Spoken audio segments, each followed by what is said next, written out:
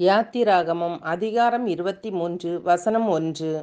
அபாண்டமான சொல்லை ஏற்றுக்கொள்ளாயாக, கொடுமையுள்ள சாட்சிக்காரனாயிருக்க ஆகாதவனோடே கலவாயாக. அன்பான தேவ பிள்ளைகளே, ஒருவரை பற்றிய பொய்யான செய்தியை பரப்புவது அவர்களின் நற்பெயரை கெடுக்கும். இது புறங்கூறுதல், வதந்திகள், பொய்கள் மற்றும் அவதூறுகளுக்கு சமம்.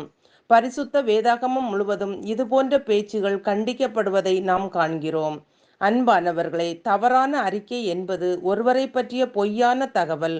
இந்த பொய்யான அறிக்கையில் பலர் ஈடுபட்டு இருக்கிறார்கள். முதலில் வருவது இந்த பொய்யான அறிக்கையை உருவாக்கியவர், அடுத்து பொய்யான செய்திகளை பரப்புபவர், கடைசியாக இந்த தவறான அறிக்கைகளை காது கொடுத்து கேட்பவர்கள். இந்த பாவத்தை உருவாக்கியவர், பரப்புபவர் மற்றும் கேட்பவர் அனைவருக்கும் நிச்சயமாக நியாய தீர்ப்பு உண்டு.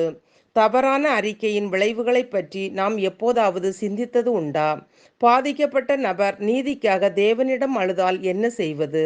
பிரியமானவர்களை, நாம் ஒருபோதும் ஒருவரின் நற்பெயரை கெடுக்கும் நபராக இருக்கக்கூடாது. நம்மிடம் மற்றவர்களை பற்றி பேசுபவர்கள் நம் முதுகுக்கு பின்னால் நம்மை பற்றியும் பேசுவார்கள்.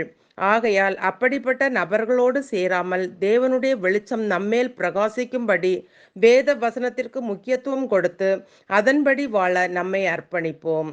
ஜெபிப்போம். அன்பின் பரலோக பிதாவே, இந்த நாளுக்காகவும் இந்த சத்தத்தை கேட்கிற ஒவ்வொருவருக்காகவும் உமக்கு நன்றி அப்பா.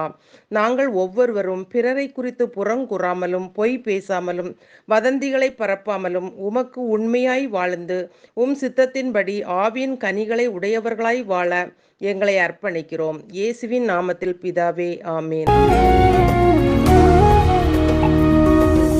என் ஆத்துமாவே நீ கர்த்தரையே துதி முழு உள்ளத்தோடு.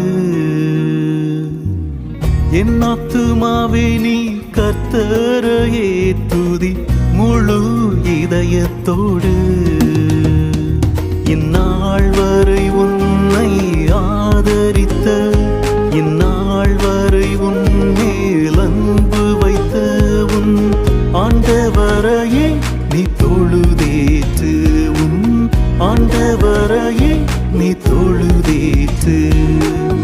என் ஆத்துமாவே நீ கர்த்தரையே துதி முழு உள்ளத்தோடு.